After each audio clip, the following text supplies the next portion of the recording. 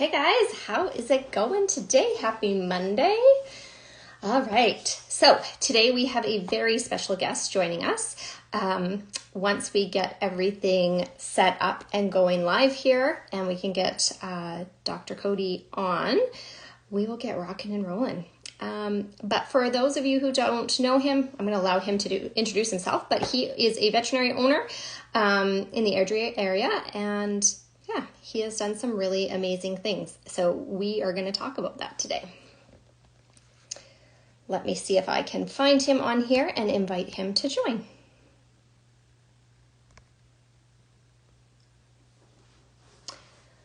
All right, so for anybody, if you don't work in the veterinary industry, but you have a dog or a cat or a horse or a cow, definitely give this a listen. It's going to be really interesting, and I will be super, super excited to see and hear from you guys on how veterinary experience can be completely different. All right, let's see. I'm just gonna, oh, there he is. Okay, let's see if we can.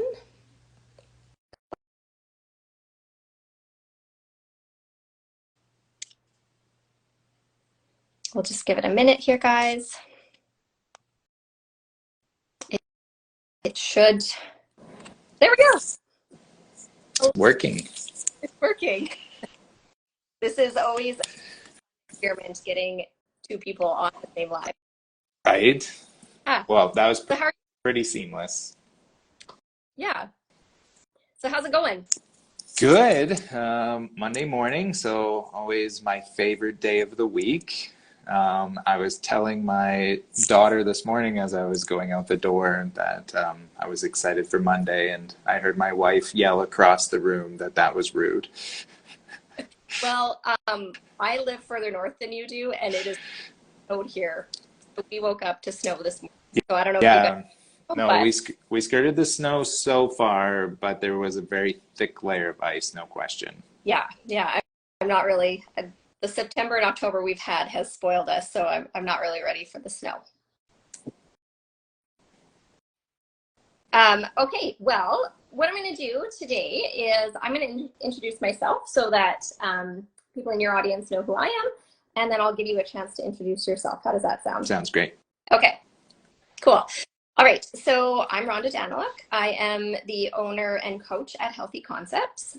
I am a dog mom coach, so I'm kind of outside the box in terms of what your typical fitness and nutrition coach looks like. I was a veterinary technician for many years, since 2004, and left general practice in 2019 to develop this business where I help women and their dogs stay fit and healthy. Beautiful. Well, mine's pretty simple. I'm a veterinarian in Calgary, Alberta. I've been practicing for, that number hurts, 12 years. I had a long career as a beef cattle specific veterinarian, and now I would consider myself a mixed animal veterinarian. So we've got, technically, we would call it 3 vet clinics, 2 are companion animal or mixed, and then 1 is a equine therio reproduction center as well. So just living the dream in Calgary, 3 kids and a wife, and love this area down here. Yeah, awesome. I feel like it's not simple because I feel like you have completely revolutionized the veterinary experience. So I guess I should let everybody know, this is Cody and I are just meeting for the first time via this live, other than just some messages and forth. But I've been following Cody on Instagram and just watching kind of how your practice runs in a very different way than I ever experienced as a vet tech. So I'd love for you to share how that all began. Yeah, so I guess that journey very much started essentially right out of veterinary school. I joined a practice. I thought I was going to be a mixed animal veterinarian right out of school, and I joined a beef cattle specific practice just because it was different and a little bit more interesting at the moment and was just like a unique opportunity. And I did not consider anything to do with business. Going to vet school, that was my one singular passion, and was very happy to be a veterinarian for the rest of my life, and didn't really consider the part about business ownership. 2 years into practice, was asked to join a partnership, and that's where my eyes were open, and I just fell in love. It was very hard. It was the school of hard knocks, but I think just because it is part of veterinary medicine is why I love the business part as well, because it's just, I love everything. I love the history of veterinary medicine. I love the future of veterinary medicine. I love the science. I love the surgery. I love the medicine. I love the students. I love the people. I love the culture. So I also just absolutely love the business part. And I thought that I was just going to be this practice owner of this beef cattle practice for the rest of my life. And in 2019, my world got turned upside down, and left that partnership, and was really just a free spirit in the world. Had no idea what I was going to do.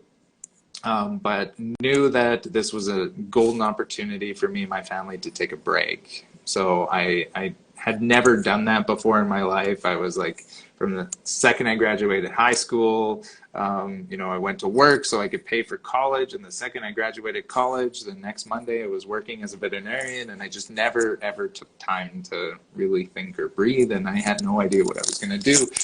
So we packed up our travel trailer. My youngest was 4 months old, and we went on a 4-month journey, just meandering through the United States and trying to find myself. And at that time, I had this kind of side hustle gig with a group of veterinary professionals. One was a marketer, so Danielle Lambert, and then 2 veterinarians, Dr. Adam Conroy and Dr. Dan Markwalder. And we had kind of hatched this plan the year before my life was even turned upside down, that we wanted to go and talk to young veterinary professionals about the amazingness of practice ownership. So I had actually been traveling all through the states, Chicago and North Carolina and Atlanta, talking to these rooms full of veterinary students. I love speaking. I love public speaking. I love telling my story. I love, conveying that message or inspiring young veterinary professionals on and on. And, I was this cow vet that was talking about culture and ownership. And I kept doing that. And I just got so excited about the future of veterinary medicine, and also a little bit frustrated that we were telling these things to these young veterinary professionals, but nobody was doing anything about it. Like, there was just so much amazing opportunity to have a niche within this profession, and it just seemed like everybody was keen to do it the same way. So part of it was born out of frustration of I did not think that I should not be the one sitting here, right? I shouldn't be the one having a conversation of like, you revolutionize veterinary medicine. It's not I'm a cow vet from Beaver Lodge, Alberta. Like, it shouldn't be me. It took me a long time to admit this to people. I had never stepped foot in a small animal clinic until I opened Fen Vet. That was the first small animal clinic I've ever been in my life. So I'd never been in another one. Not as a student, not as a pre-vet, never. So as I was getting more and more frustrated, I was like, well, I think this is what I'm going to do. Like, I was just caught up in this like idea of the opportunity that existed if somebody thoughtfully looked at the profession of how to do companion animal care. And from there, I, really, really simply started to develop this mission. And our mission truly became, it is our mission statement. It's the thing that I wrote down on our business plan all those years ago, to reimagine the veterinary care experience. And what that meant was it wasn't specific to I know how to reimagine it. What I was trying to do and trying to convey is I wanted to create a platform. I wanted to create a mad scientist laboratory or a test kitchen where groups of veterinary professionals could come together to reimagine the vet care experience together. That's what I was trying to do. It wasn't this like, here's the 10 ideas that will reimagine the vet care experience. It was, here's the things we need to put together to reimagine it together as a group, as a team. So from that mission, I then was trying to identify what are the core strategies we're going to do to execute on that mission. And it was really simple. It was, I read a book called The Blue Ocean Strategy. I was, still traveling around with my family, and I read this really simple book, business book, that was talking about the red ocean and the blue ocean of business. And the red ocean was the ocean where the sharks live. That's where there's blood in the water. And I always use this example as like a red ocean business. And this would be like a discount liquor store, right? So you've got like 10 discount liquor stores in your town, and they're all just competing on price, and there's nothing unique or special about any one of them. And that's a really cutthroat market, right? That's really low margins. That's a race to the bottom. So then there's the blue ocean in terms of business, and this is like the more unique one, and it is the ocean where there's no sharks, there's no blood in the ocean. What is the thing that you can do to, within any business, whether you sell tires or wine or veterinary medicine, is there a space where nobody else is competing? I scratched my head and thought, like, well, I don't know how I'm going to figure this out. But there was this really, really simple exercise that's just like laughable how simple it was, where you create a graph. And I was sitting there drinking a Coors Light in the Mojave Desert on this piece of paper as my kids were like playing in the sand.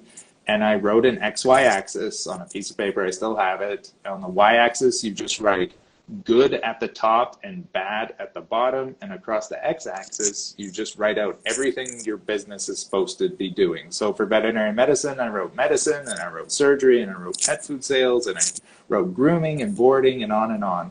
And then you're just supposed to rank on average. Do you think the vet clinic industry is doing a good job or a bad job?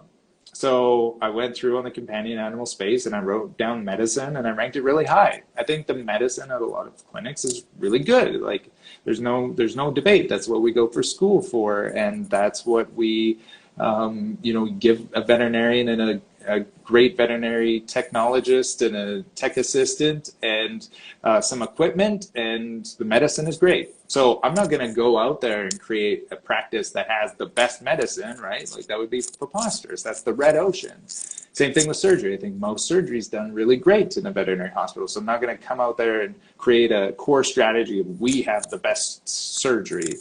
I wrote, like, at dog food, I just wrote it as average. I didn't want to build a clinic that was like, we sell the best dog food, or we sell the cheapest dog food, or we sell the dog food the most convenient. None of that appealed to me, and it all was like what everybody else was kind of doing. But then I wrote the words customer experience, and I ranked it super low, like as low as possible. And I'm not saying that there's never been a clinic that has had great customer experience, or that there isn't lots of veterinary professionals that don't do a great job with customer experience in their own individual clinics. But I don't think that there was very many of them that ever set up and sought after that as a core strategy of the business. I think when a clinic had a great customer experience, it was kind of an accident, because there was just a person that was in place that was great at customer experience. And I always use my childhood veterinarian, Dr. Lloyd Ketty, is the perfect example of this. It was an amazing customer experience for Dr. Ketty's customers, not because he made that this core strategy that he always sought after for his practice, and he only hired people that would do a great customer experience. It was because that was just innate to him, right? He resonated with that. So looking at customer experience being really poor, that seemed interesting to me. And right next to it, I wrote culture, practice culture, and I ranked that super low. And from there, I just circled those two. I was like, well, I've got our mission, reimagining the veterinary care experience, and our three core strategies are going to be amazing customer experience, going to be amazing practice culture, and the third was innovation. The reason that was innovation is I don't think you can have a paradigm shift without innovation, right? There wasn't a paradigm shift from the horse and buggy to the Model T car without innovation. There wasn't a shift from Riper to the personal computer without innovation. Like, I feel like innovation is always at the core of a paradigm shift, of a reimagination. It has to be, there has to be this integration. And then I just started thinking, how am I going to do this? I have no idea how to do a startup hospital. Can I buy this? I wasn't sure. And that was basically my two options, right? I knew what the brand was going to be. So it was either, do I buy it or do I build it? And when I started thinking about the culture portion, it's when I really started to think that I needed to build this from scratch, because I had been part of other cultures before, good cultures, right? But I had never proven myself to be able to take a good culture and make it great. I had to admit to myself that that's just not in my skill set. I can't walk into a mediocre culture clinic and inspire people to then become great. I can't make a great culture out of that. And there's people who can, and that's wonderful, but I knew it was not in my skill set. It's just too frustrating for me. It's not within my wheelhouse.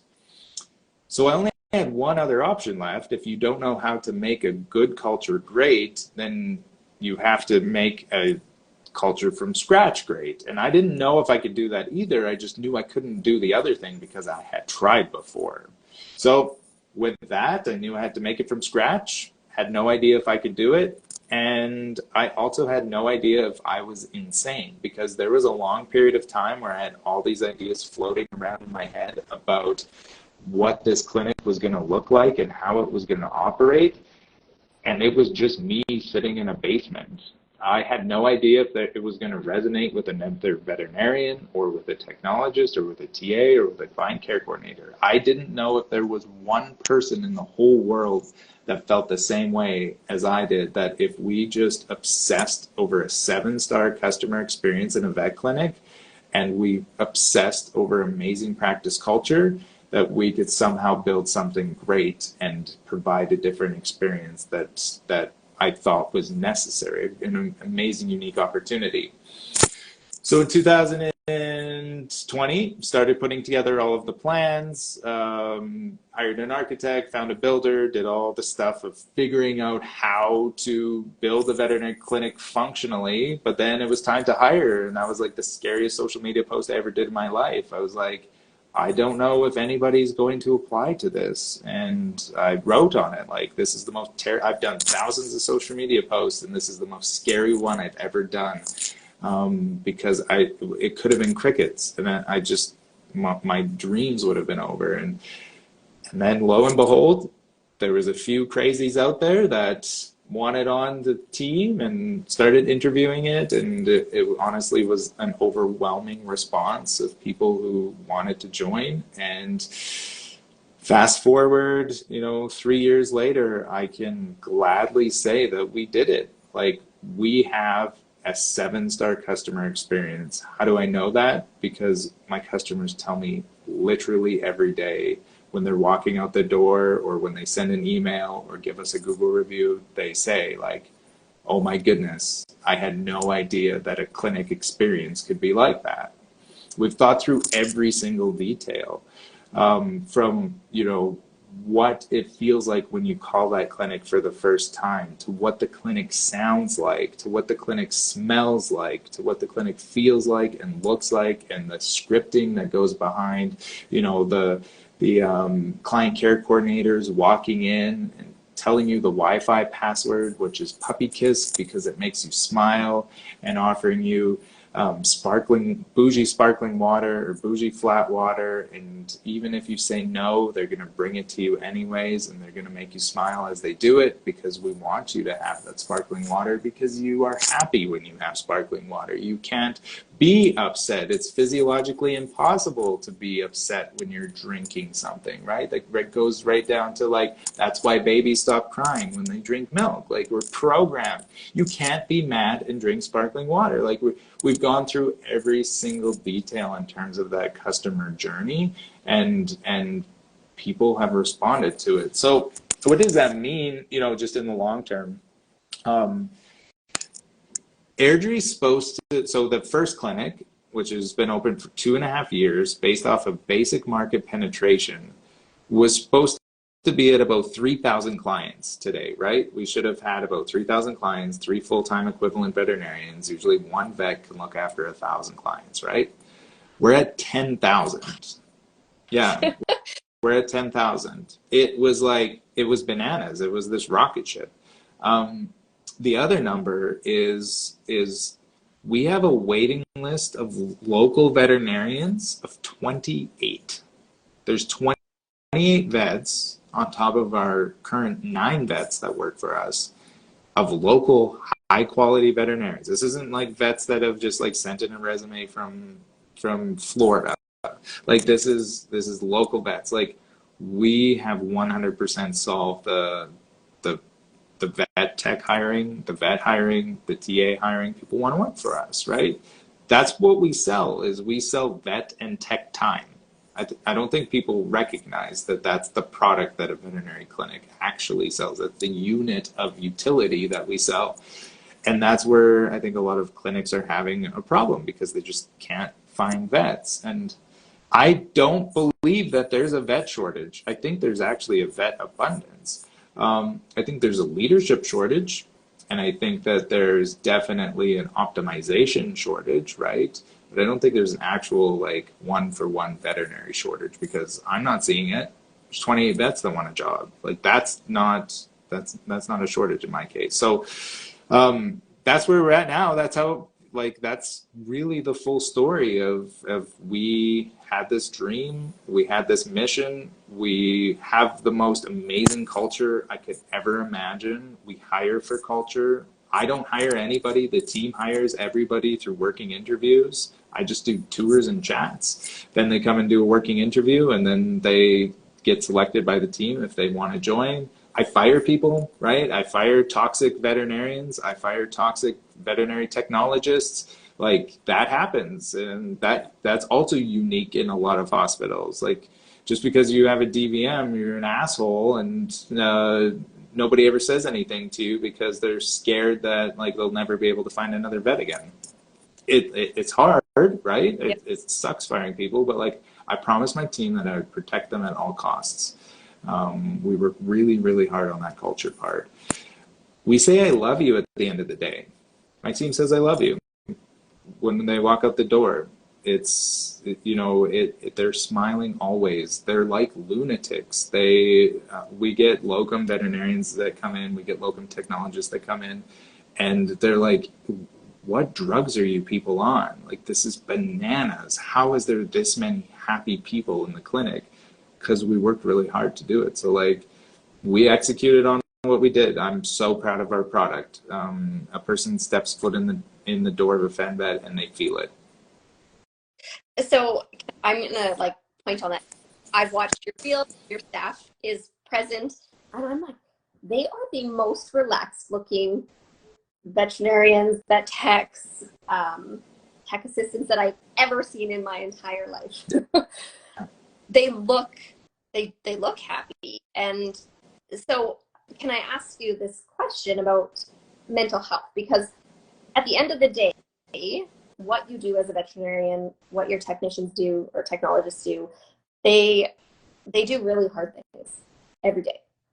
Mm-hmm. So how is it, what do you do for your staff and for yourself to kind of mitigate the mental health crisis that is prevalent in the veterinary industry? For sure.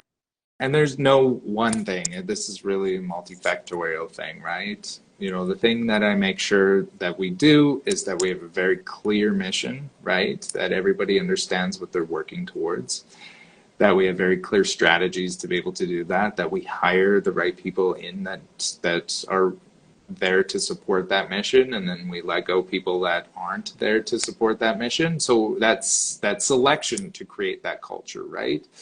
We do tons of one-on-one check-ins. We have reimagined the veterinary leadership position. One thing that I haven't talked publicly about, but I'm one of the most proud of, is like how we've completely reimagined the veterinary practice manager position, where I approached my technologist Stacy and I asked her if she wanted to be a practice manager, and she said absolutely not. And I said, why? And she said, because I've never seen it work before. And I had to think about that really, really hard. And she was right. It rarely works out well. So from there, we really distilled down, what does a practice leader need to do? And what we determined was a practice leader only needs to do a couple things, and really essentially just one thing. It's answering yes or no based off of the mission, questions that are asked of them, right? That's all a leader needs to be able to do. Is if a question comes up, sometimes people need, a final answer. Like, yes, I think that's a good idea. No, let's not do that. And these are the reasons why. Stacy does not make sure that there's toilet paper in the bathroom like lots of practice managers do. She doesn't make sure that marketing's done. She's not making sure that payroll's done. We've delegated that to other people in the team, right? She's not worrying about if birthdays are being celebrated. She's only focused on making sure that we're being our best selves. That includes a lot of check-ins. That includes a lot of fact-finding. That includes a lot of reassurances and reinforcement of our mission, right? A lot of talk about our culture. So it's a lot of one-on-one stuff too, right? It's a lot of conversations. It's a lot of support. It is definitely all the other things, like making sure that they're compensated well. We start our techs at $30 an hour. Almost nobody does that. We pay 100% of our benefits. We don't dock paychecks to take care of, medical and dental benefits. We give everybody 5 pairs of fresh fig scrubs so they feel great when they walk into their job the very first day. We give them access to mental health support through Inkblot, which is an online counseling service. There's just so many different things that we do. We have a unicorn clause in their contract, which is just something fun and silly so they feel valued. So they get to put in, I'll use Nicole as an example, when she wants and the weather is inclement, so if it's like a really hot day, or she's having a poopy day, or somebody's having a poopy day, she's allowed to enact her unicorn clause, and her specifically is bubble tea. So then I have to buy her and the team bubble tea. It's just a fun, silly thing, but she feels valued in that position. So there's just so many different things. Having real conversations about mental health, right? Having real, authentic conversations, and to share my vulnerabilities as well with the team, I think is really important. That gets heavy at times, right? We're a really happy bunch, but that doesn't mean that there's not tears, because we work hard to authentically share when we're hurting too. Yeah. Oh, it sounds so refreshing. Like, it warms my heart to know that you have more than one team, right? Because you have multiple clinics that have this sort of culture. I actually asked a question on the Alberta Vet Tech Facebook page, and just asking how well their mental health is supported. And some of the responses were amazing. So there are some really, really amazing practices out there that have amazing culture as well, like you had mentioned. Some of the responses broke my heart. Yeah. Oh my God. There's like, even just this week alone, some of the horror stories that I hear, right?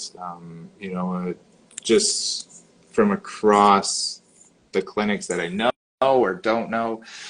You see the stories on Facebook.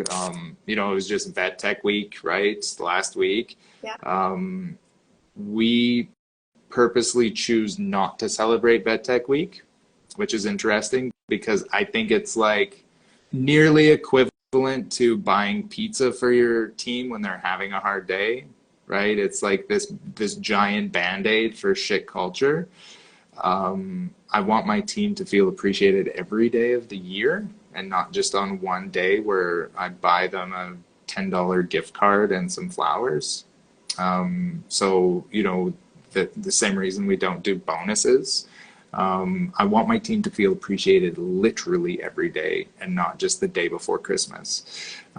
So we work really hard there. There's some great cultures out there, but holy is it terrible in some other places as well, which, you know, has been great for us in terms of hiring, right? Like that's been one of the reasons why we have such a huge demand is I say, you know, I this isn't super fair to the corporates, but I always say it anyways. My clinic is filled with corporate refugees, clinics that came from shit culture corporate clinics that were poorly managed and they were looking for a better place to land. And it's not just corporates that have bad culture, right? There's lots of corporates that have practices that have great practice leaders that have done really amazing things, but it's the minority of clinics for sure. Yeah. And so you said at the beginning that you kind of wanted to create like a platform of like creating that culture elsewhere. So what's your projection on spreading this throughout the Okay, yes. So let's talk about this. The My goal, when I started thinking about Fen Vet, this is what I love doing the best is building vet clinics and putting teams together and optimizing them, right? Growing them and optimizing it. It's really hard, right? It sucks most of the time, but when it's really great, it's the best thing ever. So this is my job is to build clinics, to put teams together, to optimize, to provide this platform, to reimagine the veterinary care experience, right? This is the only thing I want to do. And when I set out on this path, this was my 30-year thing that I was going to do. This wasn't like, I'm going to do this for a couple of years. This wasn't, I was going to do this for 10 years. I had the time to think, what do I want to do? What do I want to do for the rest of my career? I just want to do one thing.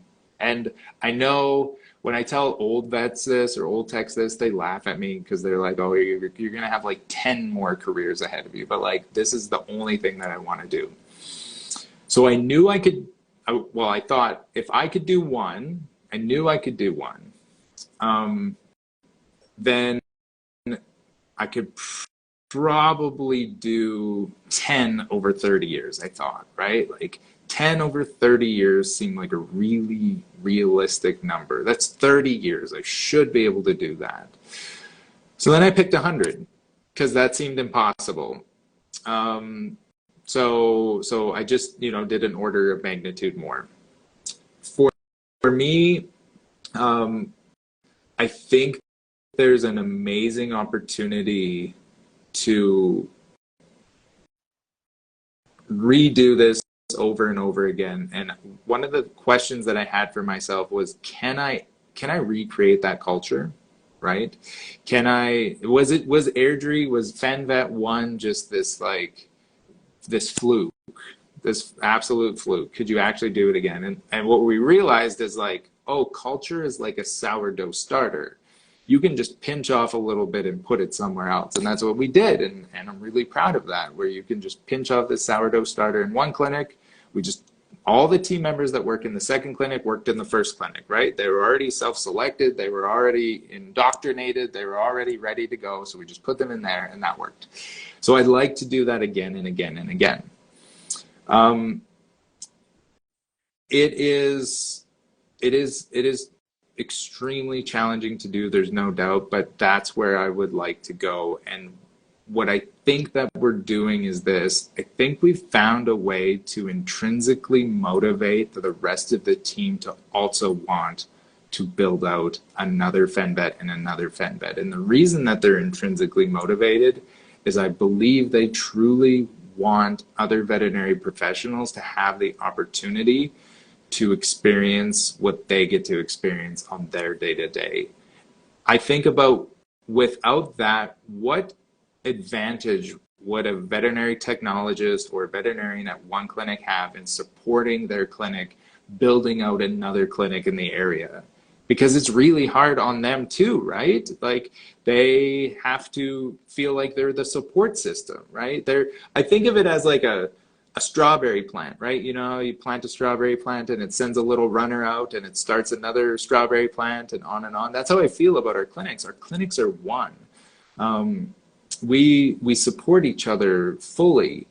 And the reason that they support each other fully is they want to be part of that growth, and they want more veterinary professionals that, like, some of the people in their waiting list are their friends.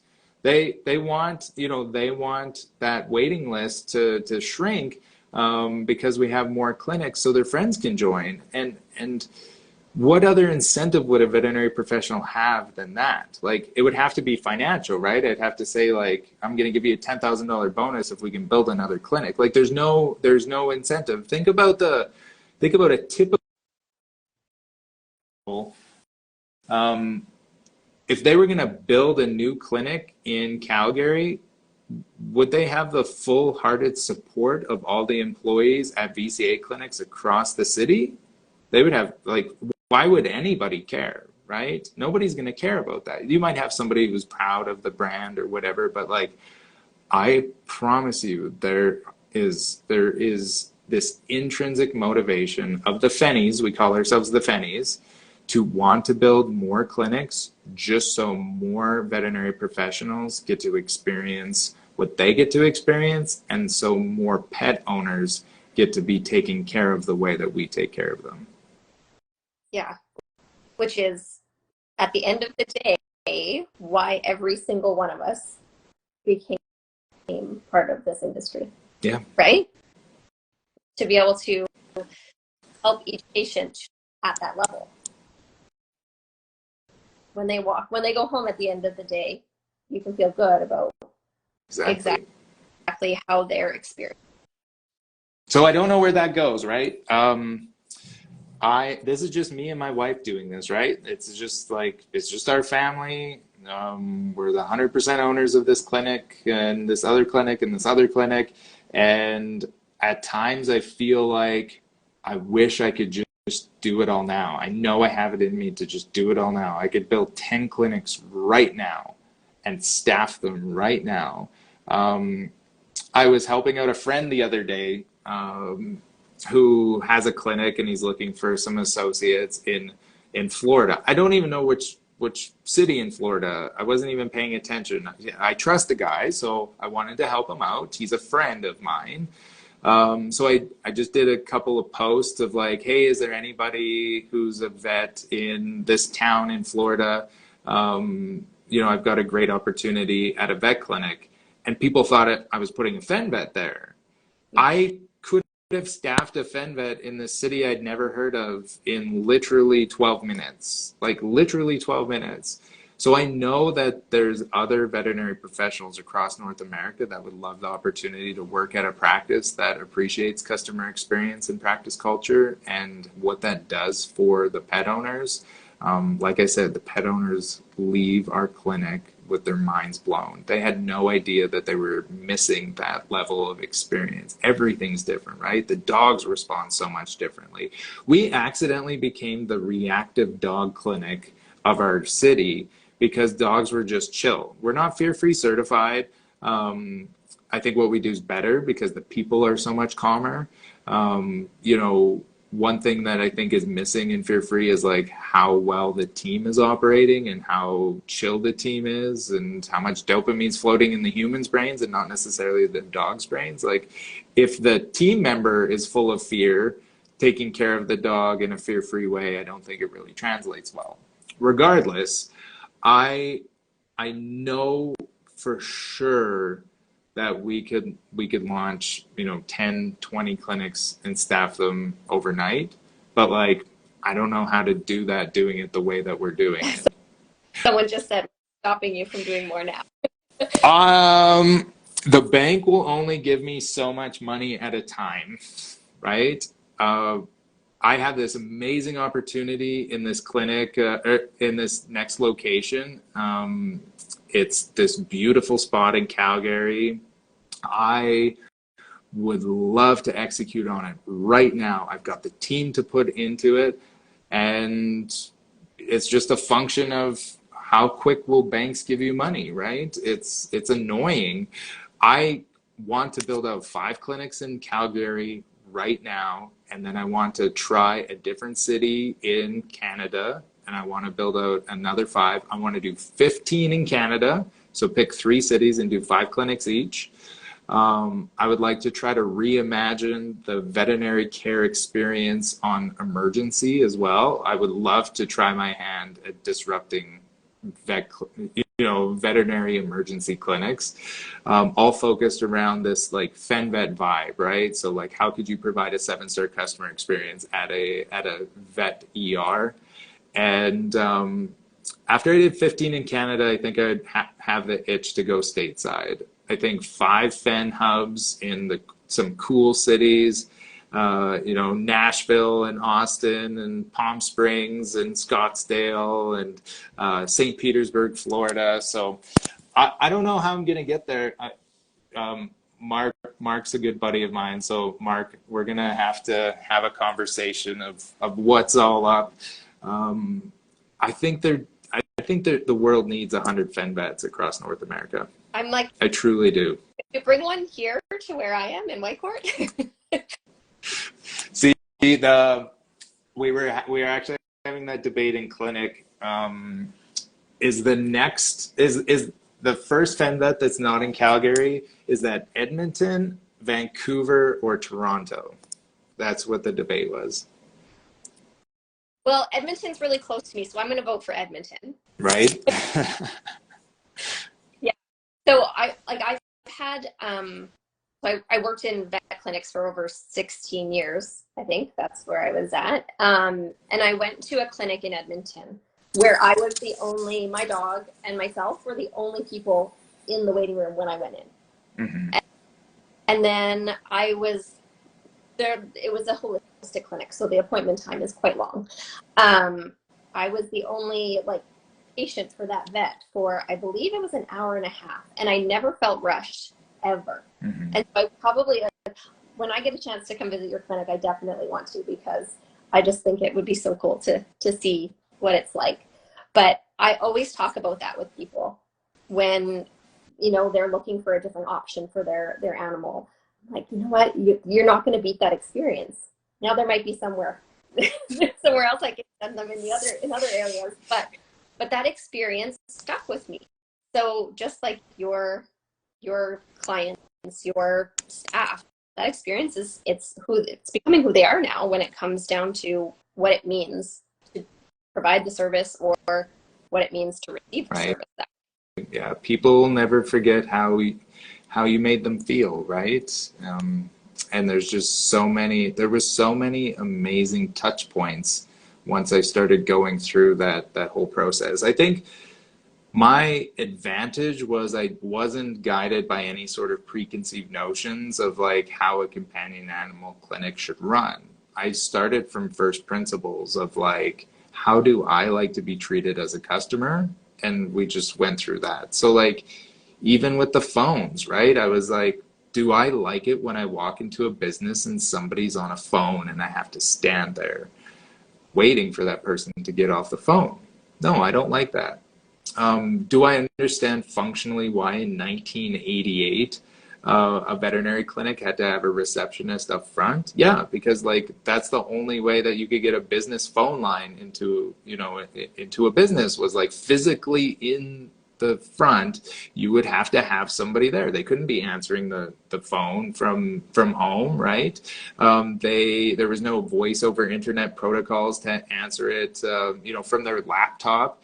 There was no Slack or Google Chat to communicate with the veterinary team. You physically needed somebody sitting there. But then 30 years went by and the industry never thought do we need these receptionists sitting up front, or can we do something else with them? So I have a team of 6 across both clinics that are answering the phones right now.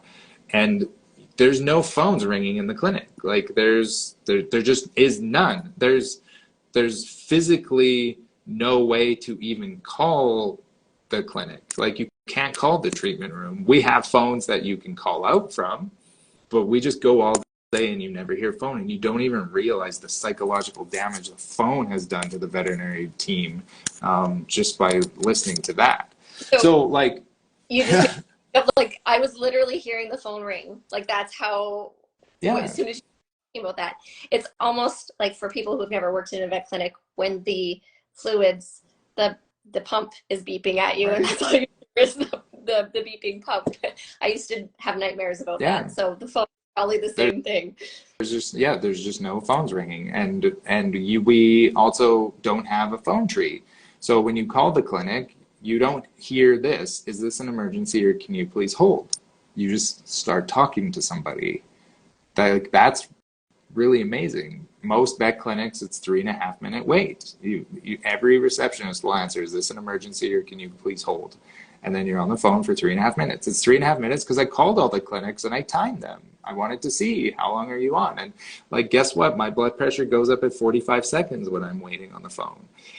And then, so there's, that. And then what happens when you walk in? You're standing there, you're holding your German Shepherd, somebody's on the phone, you're waiting in line, and then you get put in a waiting, or then you're put in the waiting area, and then you're put in your exam room, and then your vet's already late for the appointment, and on and on. Like, we don't have any of that. You walk into our clinic, you're greeted by a smiling client care coordinator that starts your appointment that second. We take a weight on your dog, you go directly into an exam room that's super beautiful. It's got Italian lime plaster, and it's birch box all around, and then they offer you a bougie sparkling water or a bougie flat water. It's not just Dasani, it's not just bubbly, it's next level, where you want to take a picture of it and share it on your Instagram. That's by design. And then it smells like sandalwood and sea salt in our clinic. It doesn't smell like iodine and dog piss. Like that's, it's just like every sort of like level of that experience. And when you add them all up together, there's nothing revolutionary about making sure a clinic smells like sandalwood, right? I was just like, well, where's a place that has a great customer experience? A hotel lobby of a high-end hotel.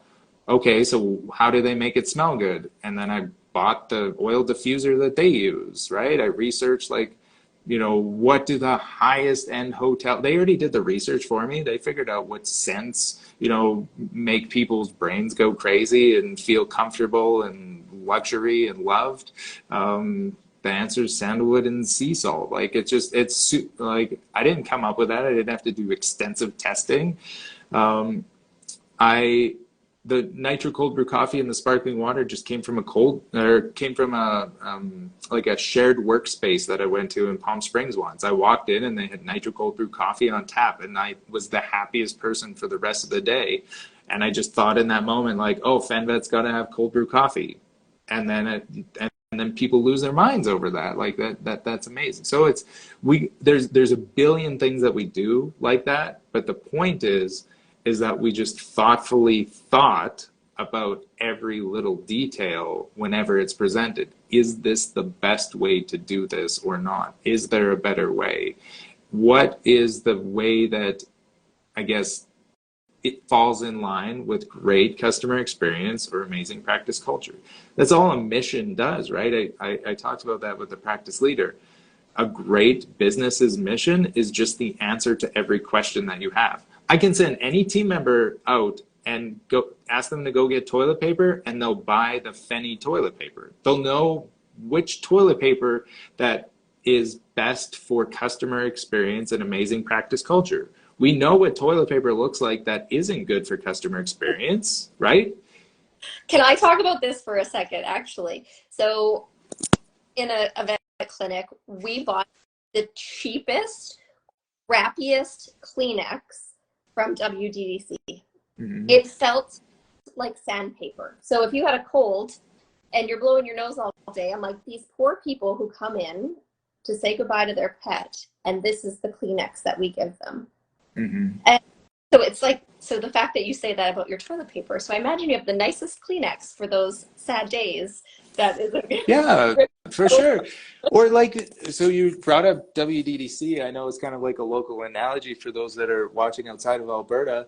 The bags, the ABVMA plastic bags that 90% of vet clinics send out the door are, I hate them. They're ugly. They're plastic. They're like, but no, but everybody is just like, vet clinics send out their pharmaceuticals in this one type of bag that we all use across the entire Alberta veterinary landscape, and not a single person thought like those bags look disgusting. What are some other options? So what did we do?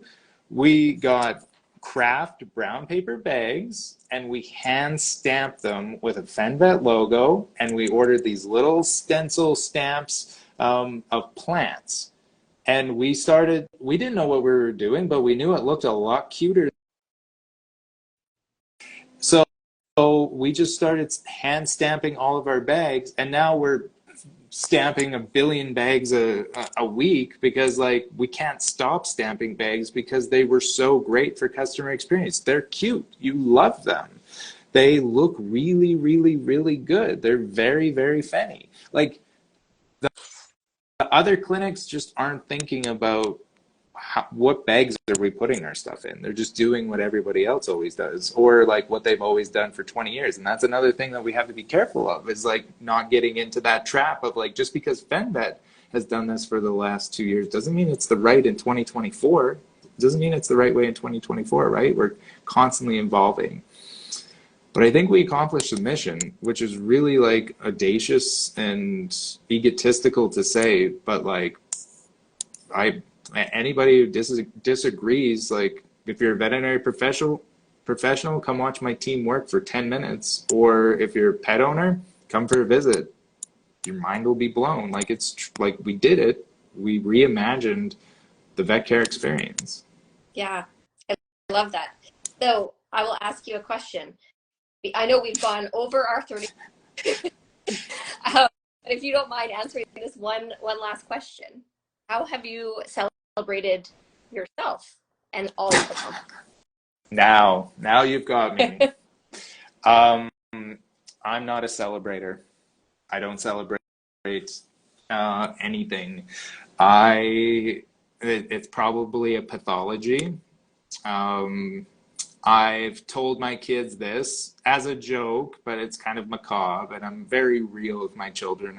I tell them, um, I'll be happy if I die with 2 Fen Vets, or if I die with 10 Fen Vets. I won't be happy if I die with 99 Fen Vets because I fell one short. Um, I love the process. I love I love every moment. I love Monday mornings. I love every second. I love this. I love my team. I love my family support. My these are my only 2 things, is my family and Fen Vet. And I am terrible at celebrating because I think I'm 1% down, down the racetrack. So I can say we've accomplished our mission, right? We accomplish our mission every day. I can say that we adhere to our core strategies, but I feel like I haven't even placed my foot down for the first time on the racetrack that I see ahead of me. Like, I feel like I have a full fight and a full race to run. So it's hard to celebrate that when you feel like you're so far away from the goalpost. I know that there is no finish line. I I purposely set this up for myself, and I'll tell you why. I'll tell you a couple stories. Um, in 2007, when I got into vet school, I went into a really deep, dark place. Um, I lost all sense of motivation or purpose or self the first couple of months I got into vet school. And I realized that I had like weirdly morphed my want to be a veterinarian to get into vet school. Every decision I made for years and years and years was, if I just do this, maybe I'll get into vet school. If I don't go to that party, maybe I'll get into vet school. If I get up early at 6 a.m. on Saturday, maybe I'll get into vet school. Every decision I made, I was obsessed with maybe getting into vet school. And I got there and I lost all that motivation, all that drive, all that me being my best self. I was my best self when I was trying to get into vet school. And when I got into vet school, I wasn't, right? Because I didn't know what I was fighting for anymore. And it took me a while, and I recalibrated, and I told myself, I will just be the best possible veterinary student I could be. And that worked for 3 years. I tricked myself. I was going to make the best out of veterinary school. I was going to make those connections. I was going to go to those, I was going to go to rounds every single morning. Nobody went to rounds every single morning. Went to rounds every single morning. I made that the best of that veterinary school experience. And then I graduated and I fell right back into it. I was like, what am I doing with my life? And I tricked myself again for 2 years. I told myself I'm going to be the best possible cow vet that I could be. So I went into the world and I put my head down, and I was going to be the fastest at postmortems. I was going to be the fastest at semen tests and the fastest at preg testing, and I was it didn't take long. I dedicated myself to that. And then and then what? And then it was 2 years in, and I was like, what am I going to do? And I decided in that moment that I was never going to set an actually attainable goal, because I need to be my best self. I need to be doing this. And I haven't felt that again. I know that I'm just here hustling, and I think I'm scared. I think I'm scared to celebrate because I'm worried that signifies to myself that I'm done, or I've done something. So I've been in this perpetual ride of fighting for something that I know is never attainable, and it was on purpose because I don't want to go home at night and not feel like I need and have that urgency to be my best self and to do something great. So from our conversation, I feel like maybe it sounds like you celebrate every day. I definitely celebrated Monday when I told my daughter that I was heading out to work, and I was excited this morning because it's Monday and it's my favorite day. So yeah, I love that. Yeah.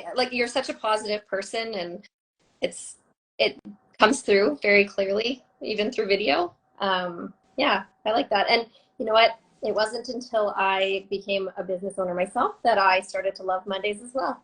It's just a fresh start every Monday. What can we do this week? So right. Yeah. I couldn't imagine celebrating.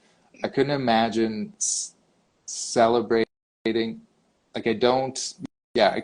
celebrating, setting a party, telling people to come over. And I know there's different ways to celebrate, but I'm saying the most quintessential, please all come together as a group so we can celebrate my great success. That it's nauseating to me. Yeah. So I'll tell you a little bit of a story of my own.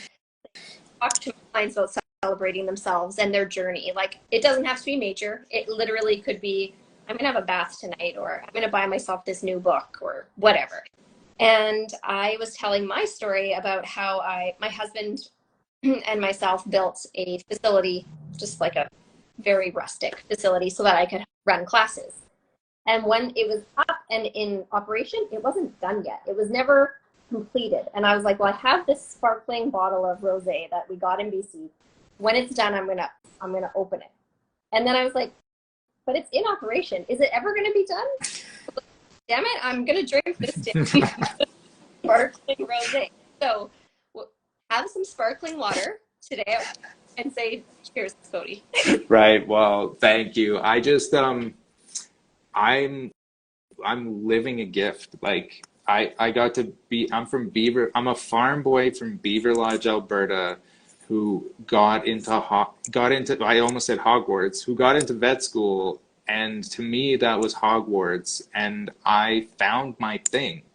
do you know how annoying I am to my wife that I found my passion and I get to live it every single day? She's a multi-potentialite, right? She loves lots of different things, and I just love this one singular thing that I get to do and spend my time doing every single day, every waking moment. Like any time that I would have a free moment, I do this. Like me on weekends, if I don't have her or the kids at home, I work the whole time on veterinary medicine. Like because it's the thing that I love the most. So like that's how could I even ask to celebrate when I get to literally celebrate every second of every day being a vet in a vet clinic. Like in a vet clinic is to me like Disneyland every single day. I just stand in the treatment room and smile. My team knows it. They've like when it's the hustle and bustle, I just stand there and I smile and they all look at me and shake their head, right? That like I'm literally in my happy place. That is amazing. Like so amazing. Yeah. Well, I will let you go so you can get back to your very busy day and your wonderful Monday. But I want to say thank you for not just coming on and sharing your story with me today, but also for what you're doing. How you're going to impact not just the lives of the people who are in your buildings, but this is going to spread. And I can't wait to see how that grows and a dog from a Well, thank you so much for the support and for reaching out. And I love chatting about it. It's like I said, it's my favorite thing in the world. So thank you for the time. And I can't wait to next time I'm in the Calgary area, I'm going to pop in and say hello. And absolutely. I love nothing more than giving tours. My team, once again, constantly laughs because I spend probably like 25% of my time just doing the same tour over and over again, but I have it so specifically curated that like all the points are the same and they're all by design to make the tour as impactful as possible, because I love showing off what we do. Yeah, that's amazing. Well, thank you. For all of the people, my followers, go follow Cody. Does Fen Vet have a Instagram as well? Yep, Fen Vet Clinic. So at Fen Vet Clinic. Okay, definitely go check it out. And if you're in the Calgary area, maybe you just found your new vet. Anybody's welcome for a tour. We've got unlimited meet and treats, so anybody can bring their pup in. We want people to we designed the space for people to come in and interact without them needing to have a vet appointment. Like you can just come in and have coffee if you want. And the reason I did that is because I've never felt comfortable in another vet's vet clinic as a vet in my life. So I was wondering, maybe customers don't feel comfortable in other vets' vet clinics either. So I wanted to create a space where people could literally just show up, drink coffee, give their dog a treat, and have a chat, and that's normal. Yeah, that's so amazing. I love it. So come for a tour. Maybe I'll go for a tour. But yeah, thank you. Enjoy the rest of your day, and can't wait to meet you in person one day. Perfect. Thank you so much. Bye-bye. Bye.